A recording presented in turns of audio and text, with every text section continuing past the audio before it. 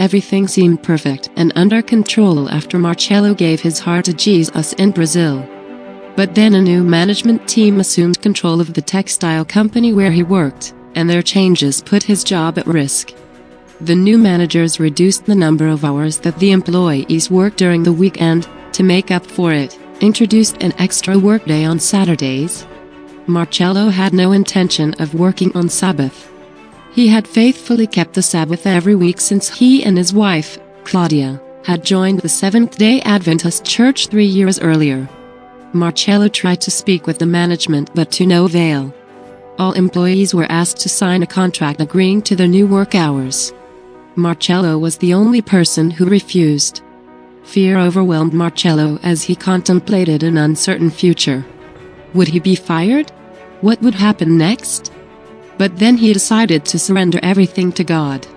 He would let God fight the battle for him. On Sabbath he went to church while his co-workers worked. When he returned to work on Monday, he found to his surprise that he still had a job. The days passed, and he wondered what would happen next. On payday, he found out that his salary had been cut. Marcelo didn't know how he and his wife would survive. Complicating matters, his wife had recently become pregnant. The company was no longer a pleasant place to work. Co-workers mocked Marcelo.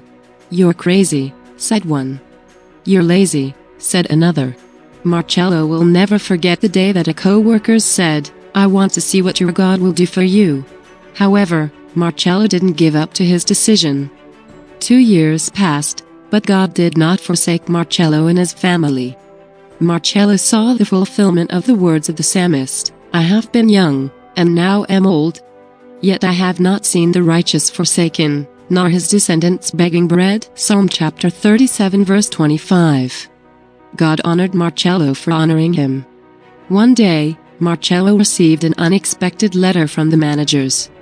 They acknowledged that they had treated him unfairly and promised to restore his salary and respect his right to worship on Sabbath. Marcelo and his wife were thrilled. God had answered their prayers. Marcelo went on to work at the company for another 14 years. Through his experience, many co-workers learned about God and his faithfulness. They saw what Marcelo's God is able to do.